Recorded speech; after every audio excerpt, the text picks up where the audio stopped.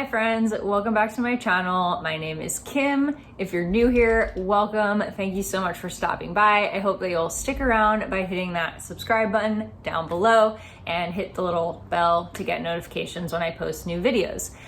So today I am here to talk about the 22 books that I absolutely need to read in the year of 2022.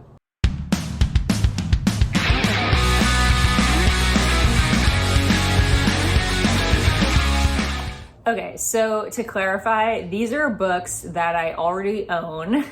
So they're already out, they're already on my shelves, and they're books that I want to get to this year. I'm really trying to make an effort this year to whittle down my physical TBR because it's out of control. Like, I literally have over 200 books that I have not read. Some of them have been sitting on my shelves for years, and others are more recent purchases, but essentially, like, either by unhauling or by reading, I need to get this TBR down.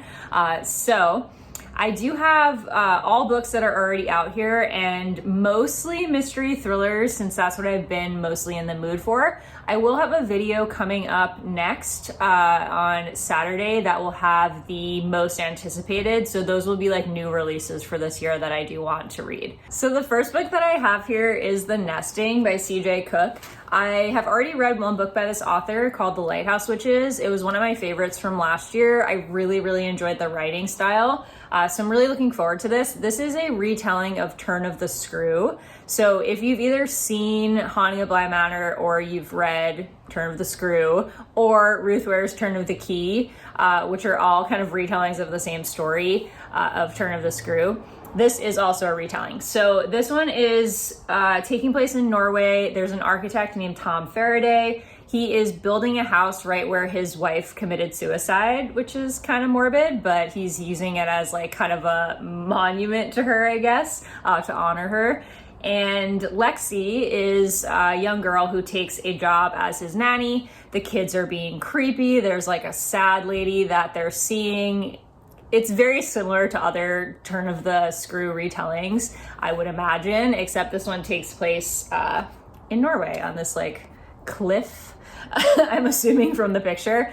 I'm really looking forward to this. I've been meaning to get to it. I meant to get to it last year, and then I ended up reading her newer book first. So that's where we're at on that.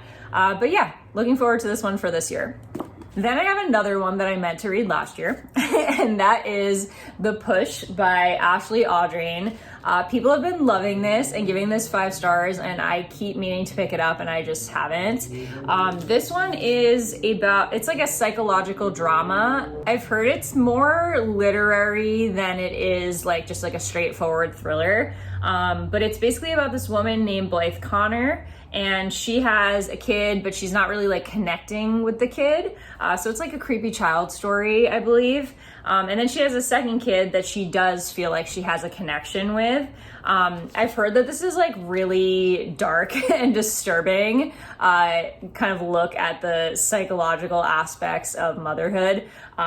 I am not a mother, so I don't think that I'll be like freaked out, hopefully, by anything in this. But it's supposed to kind of like touch on all of the darkest fears of parenthood. So looking forward to getting to this because it's gotten such great reviews. Then I have Long Bright River by Liz Moore. Actually, all 3 of the books that I just talked about were all things or recommendations that I got from Gabby's channel.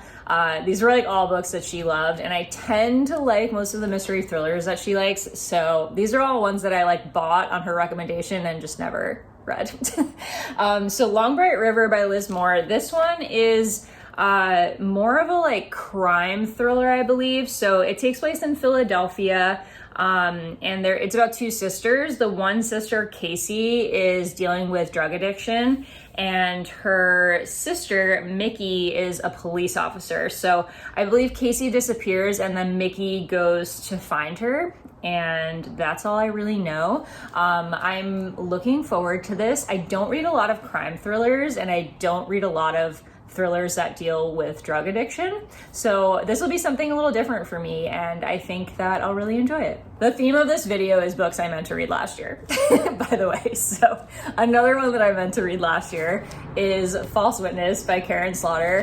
I had planned to read this, I think it was in November of last year for the book troop, and I just didn't get to it. I went through like a real struggle last year. I haven't really talked about it on the channel, but like with my mental health. And so it was difficult for me to read at a lot of points during last year. So this was one where I like bought it with the intention of reading in November, and then I just like couldn't do it. So I do really want to get to this. This would be my first Karen Slaughter. I really want to get into Karen Slaughter because so many of the booktubers and bookstagrammers that have similar tastes to me really love Karen Slaughter. I know it's very dark and twisted and disturbing, and a lot of people said they cried when they read this book.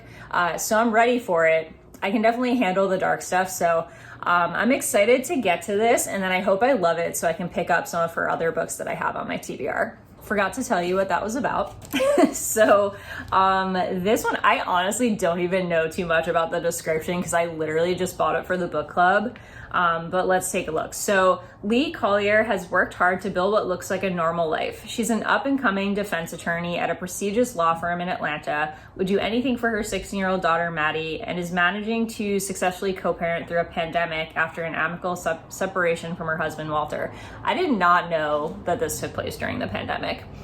I'm not going to read too much further into this because I feel like with thrillers, sometimes they put spoilers in the synopsis, and I don't want to get spoiled. I kind of want to just go into this blind. So that's what we're going to know. If you want to know more, check out their Goodreads page. I'll link it below if you need it. Okay, then I have a short one that I think I've been meaning to get to for like 2 years.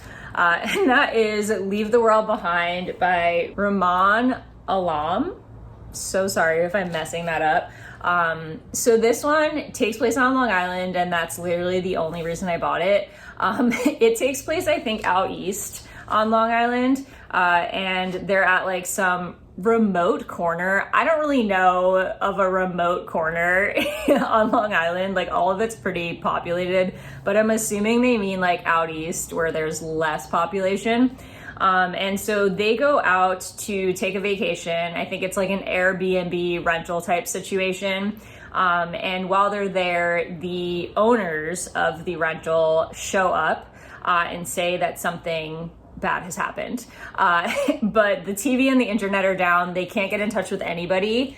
And so they don't actually know if that's the truth. And this other couple, I believe, shows up, and they have to just like believe what they've said. So I have heard such mixed reviews about this. So many people have hated it, and I think it might have an ambiguous ending, which is like my least favorite thing ever, but we'll see. I really honestly just want to read this because it takes place on Long Island, and if you didn't know, that's where I'm from. Okay, next I have a thriller book that I bought like a really long time ago because I was really interested in it, and I still haven't picked it up. And that is The Chestnut Man by Soren Sveistrup. And this one actually got turned into a Netflix series, I believe, and I really want to watch it. It's on my watch list, but I refuse to watch it until I've read the book. This is like a huge book. I feel like it's really, really long. Yeah, it's like 500 pages, which is long for me. My normal like comfort zone is like 350 pages. But this one I believe is about a serial killer. So it says a psychopath is terrorizing Copenhagen. His calling card is a chestnut man, a handmade doll made of matchsticks and 2 chestnuts, which he leaves at each bloody crime scene. Examining the dolls, forensics make a shocking discovery. A fingerprint belonged to a young girl, a government minister's daughter who had been kidnapped and murdered a year ago. A tragic coincidence or something more twisted. Okay, so this is like a detective mystery. I don't read a ton of detective thriller mystery. I don't know what to call this. But I want to, because I do really enjoy the process of the detective trying to solve the case. And so I want to kind of like dip my toes into this genre. Plus this deals with a serial killer, and I'll literally read anything with a serial killer. Okay, then I have yet another thriller, and that is Who is Maud Dixon by Alexander Andrews. This is one I picked up because it deals with like the publishing industry, and anything that deals with like book publishing or writers, like I'm usually down to read, especially if it's a mystery or thriller. So this one is about somebody named Florence Darrow. She works at a publishing house. She's kind of like a low-level employee there, and she wants to be a famous writer. And so she becomes the assistant to an enigmatic novelist known as Maud Dixon, whose true identity is a secret. And I don't really want to know much more. So she becomes assistant to this like mysterious writer, and I'm sure things are going to get weird from there. And I'm really excited to get to this. Okay, yet another thriller. This one is The Survivors by Jane Harper. Another one that was very much just like an intrigue by, like I read the synopsis. I had not heard anything about it, but I was like, that sounds good. And those always end up being really great surprises. I feel like a lot of times when I pick up something that I haven't heard anything about, but sounds interesting, it's usually a win. So fingers crossed on this one. So this one is about Kieran Elliott, and he apparently made a reckless mistake that led to devastating consequences. So he's feeling guilty when he returns home. I feel like that's like a pretty common trope in thrillers. But this one takes place in a coastal community, and I love me a good isolated or coastal thriller. And so it says Kieran's parents are struggling in a town where fortunes are forged by the sea. Between them all is his absent brother Finn. When a body is discovered on the beach, long-held secrets threaten to emerge. A sunken wreck, a missing girl, and questions that have never washed away. I actually love how vague that is because I really just want to go in not knowing anything. I think this is going to have like that coastal small town atmosphere that I just eat up in thrillers. All right, then we have another one that's kind of like a TBR veteran at this point, and that is The Whisper Man by Alex North. I have read The Shadows by this author. I wasn't in love with it. I gave it 3 stars. It was very mediocre. However, this one sounds a little bit more my thing. It's about a serial killer, The Whisper Man. And it says, after the sudden death of his wife, Tom Kennedy believes a fresh start will help him and his young son Jake heal. A new beginning, a new house, a new town, Featherbank. But the town has a dark past. 20 years ago, a serial killer abducted and murdered 5 residents. That's all I need to know. It's all I need to know. I've heard that this one is really good. A lot of people seem to like this better than The Shadows. So I'm going to give this author another try. I really hope that this does it for me because I wasn't like a huge fan of the writing in the first one, but again, serial killers. It's my thing. It's what I want to read. All right, then we have one that has gotten like so much hype on BookTube, I feel like, at least the people that I watch, and that is In My Dreams I Hold a Knife by Ashley Winstead. Everybody is giving this 5 stars. I honestly probably wouldn't have known about this or like picked it up if I hadn't heard so many people talking about it, so I'm really glad I did. So this one is dark academia vibes, I believe. So it's 6 friends, 1 college reunion, 1 unsolved murder. So this takes place 10 years after this group of people from a university, an elite university, graduate. Someone was killed back when they were in university. Heather Shelby's murder fractured everything, including the tight bond linking the 6 friends she'd been closest to since freshman year. So they get back together for a reunion. What they thought happened is not quite what it seems, and there are secrets, and there's a group of friends, and there's an elite university, and that is everything that I want. So I hope this has like Secret History vibes because I love that book, and I'm really looking forward to finally picking this up. All right, couple more thrillers. This one is The Turnout by Megan Abbott. If you're familiar with my past videos, my channel, I really love Megan Abbott. I know that a lot of people like don't love her, but I really enjoy most of her books, especially her ones that deal with like, I don't know, she tends to write about like the dark side of girls, of like teenage girls. And so I feel like I tend to like the ones that have to do with some sort of like sport or athletic thing, which is super weird because I don't normally read about sports. But I really enjoyed her gymnastics one, You Will Know Me. And I also enjoyed the cheerleading one, Dare Me. So this one is Ballet. I know that her books can feel a little formulaic, but I don't know. It does it for me. Like the dark girl vibes, I eat it all up. So I haven't heard like anything about this, I feel like. I don't know that many people are reading it, but it came out last year. I bought it new and I still haven't read it. And I know that I'm probably gonna like it because I enjoy her writing style. So this one is probably gonna be very similar to her other ones. It says, with their long necks and matching buns and pink tights, Dara and Marie Durnett have been dancers since they can remember. Growing up, they were homeschooled and trained by their glamorous mother, founder of the Durnett School of Dance. After their parents' death in a tragic accident nearly a dozen years ago, the sisters began running the school together along with Charlie, Dara's husband, and once their mother's prize student. Okay, so basically they're training young girls, and I'm sure they're gonna do something creepy and mean and be terrible to each other, because that's what happens in her books. So looking forward to finally getting to this. I can't believe I haven't picked this up yet. All right, last thriller on the list is The Broken Girls by Simone St. James, another like TBR veteran that I've had for like probably 2 years. I've read one other book by this author, The Sundown Motel. I enjoyed it.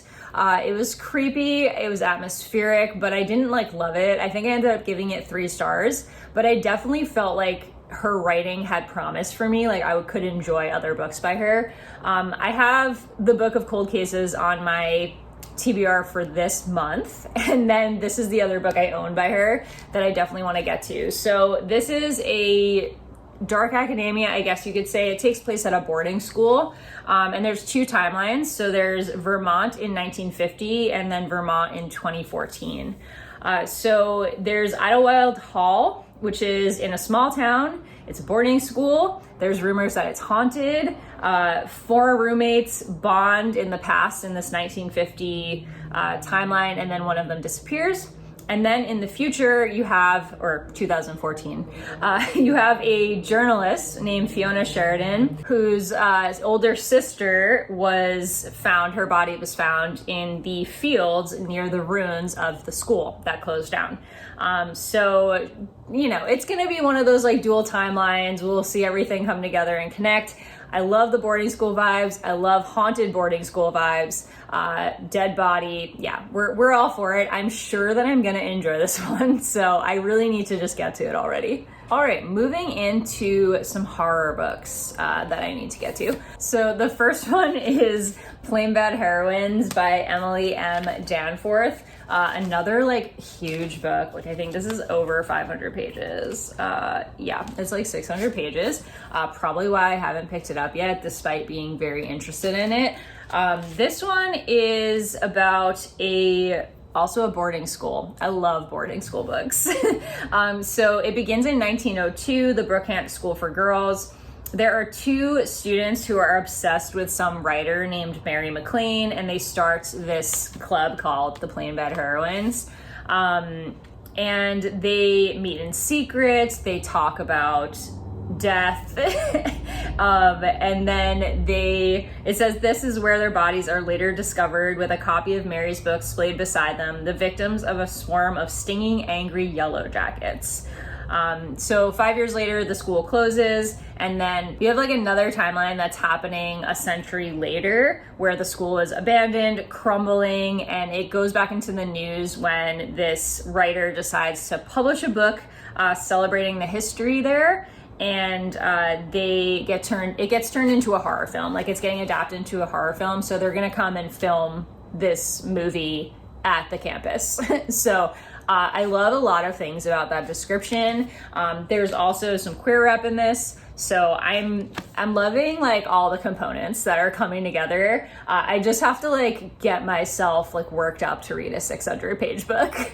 Speaking of long books, my next book is It by Stephen King. How long have I had this on my TBR? I don't know, a very long time.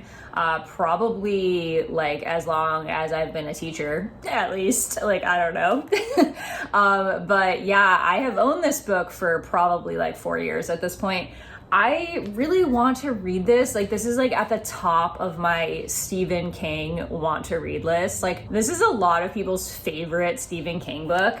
And I really want, like, I'm into it. Like, I'm interested in the actual concept of the book, and I also want to read it because it's like you know, obviously one of his classic and a lot of people's favorites. But oh my God, this book is so long. Like, it's over 1,000 pages, and this is the UK edition actually, because I just really liked the cover. And the font is so tiny. Like, I don't know if you guys can tell from the camera, but oh my gosh, the font is tiny. This book is gonna take me like a month to read with nothing else involved. And like, I can't bring myself to commit that amount of time. So I think what I'm gonna have to do is just like give myself a deadline and like make myself read this in like a week, because otherwise like I can't spend a month reading this, and I won't like read this to the exclusion of other books. So yeah, I'm gonna have to just like power through. Maybe this is a good summer book when I don't have to work and I can like really focus my energy on it. Another horror book that I want to get to, a much shorter one luckily, is The Holo Places by T. Kingfisher. I believe this is like a dark fantasy portal horror book. I got it for two reasons. One, it was on the list of like best horror books for 2022, I think, on Goodreads, and it sounded intriguing to me. And then Books and Lala described it as like a horror version of Gilmore Girls, and I was like, yes, I need it. Gilmore Girls is one of my favorite, like my all-time favorite shows. Like, I've probably watched the series 7 or 8 times, like all the way through. I love that show. And so if you tell me anything is like Gilmore Girls, like I'm sold, I'm reading it. So I do want to really get to this. I think what's kind of been keeping me from picking this up is the fantasy element, because I've been kind of struggling with fantasy over the last couple of years. But yeah, it's not long. It's like it's more than 300 pages, but I could easily power through this. So I definitely want to give it a chance soon. All right, another horror book. We've got The Troop by Nick Cutter. I think this might have even been on my list for 2021, along with some of these other books possibly. Yeah, I still haven't picked this up. It's crazy because like I'm really interested, and so many people love this book, like people who love horror books, and I really want to get to it. I don't know. I've tried to pick it up a couple times, and I always get through like the first 20 pages and I'm just like not feeling the writing, like I can't get into it. But I think I just need to like push past that, because it is kind of confusing in the beginning. Like you understandably, like you haven't really gotten to the story yet. I just need to like push past, I think, like the first like 50 pages and get immersed in the story. I have heard this is like really gruesome, and there's a lot of gore and like animal cruelty, I think, which I really don't love reading about. But I want to get to it, at least like try to get through it. If I end up DNFing it, fine, but I just need to like try to get more than 20 pages into this book. I just realized I did not tell you what this is about. So, this is about a group of boys that are in a troop, like a Boy Scout troop, and they are on this island, this kind of like, I don't want to say deserted, but this very isolated island, with their troop leader. And this man shows up, and he is like starved, like skinny, like skin and bones. It looks like he hasn't eaten, and he looks very ill. And there's basically a disease that spreads. Like that's what's going on in this book. There's some sort of disease that makes you very hungry, I think, which really makes me think about an episode of Supernatural. Like if you watch that show, let me know in the comments, because I'm also obsessed with it. But there was an episode of Supernatural where there was like something going around where like they couldn't stop eating. And I feel like this has like the same vibes. But yeah, so that's The Troop. Okay, another horror book. I've got My Heart is a Chainsaw by Stephen Graham Jones. Another one that may have been on my list for 2021 because I've been meaning to read it for a while. This one is about a girl named Jade. She's obsessed with horror movies, slasher movies in particular, and she kind of thinks that she's living in one. And so she talks a lot about slasher movies, and she thinks that like the people around her, she identifies them as different kind of roles in a slasher movie. And then a slasher movie starts happening around her, essentially. She lives, it says she lives near Camp Blood, the site of a massacre 50 years ago. And as of this summer, Terra Nova, a second home celebrity Camelot being carved out of a national forest. So she knows that she's in a slasher. It's a little meta like that. Love me some meta fiction. And yeah, I heard there's like a lot of references to classic slasher movies, so I think this will be my thing. I have heard it's a little slow, but hopefully I'll enjoy it. I really enjoy Stephen Graham Jones's writing. I read The Only Good Indians, I think 2 years ago, and it was really good. So high hopes for this one. Okay, another TBR veteran here, which I think was also on my 2021 list. That is Imaginary Friend by Stephen Chbosky. I cannot believe I haven't read this yet, but then I can because it's like 700 pages and has like really tiny font. So like that's why. That's why I haven't read it, because I am incredibly intimidated by this large book with small font. This one is about a kid. Well, it's a single mother and her kid. He disappears into the woods, I believe, and this like tiny town, like one highway in, one highway out type of town. He disappears for 6 days. He comes back and he's a little different. I think there are some supernatural aspects to this. It says he returns with a voice in his head only he can hear, with a mission only he can complete. Build a treehouse in the woods by Christmas, or his mother and everyone in the town will never be the same again. I am so intrigued by this. I really want to get to it. Please like bully me into reading this book this year, guys, because like it's been on my TBR for way too long. All right, and then taking a kind of a veer into another genre, I've got a couple sci-fi books here. I have not been reading a ton of sci-fi. I find that sci-fi is a genre where like when I read it, I enjoy it, but I don't pick it up that often. So I have a couple on here that I really want to get to. The first is The Humans by Matt Haig. I still have yet to pick up a book by Matt Haig. I think I own like 3 of his books at this point, and I just haven't read them. This one is, it says, after an incident one wet Friday night where he's found walking naked through the streets of Cambridge, Professor Andrew Martin is not feeling quite himself. Food sickens him, clothes confound him, even his loving wife and teenage son are repulsive to him. He feels lost among an alien species and hates everyone on the planet. Everyone that is except Newton, and he's a dog. I believe this is like an alien who's possessing a human. It's supposed to be really heartwarming and like sweet, as I think most of Matt Haig's books are, and I really want to get to this one, and if I enjoy it, then I need to pick up the Midnight Library. So let me know if you've read this one. I'm intrigued to know what other people's thoughts are on this. And then I have kind of like a similar type of book, and that is We Are the Ants by Sean David Hutchinson. So this one is about a guy named Henry, or kid, he's a teenager, I think, Henry Denton. And he's like really struggling. It says his mom is struggling to keep the family together and coping by chain smoking cigarettes.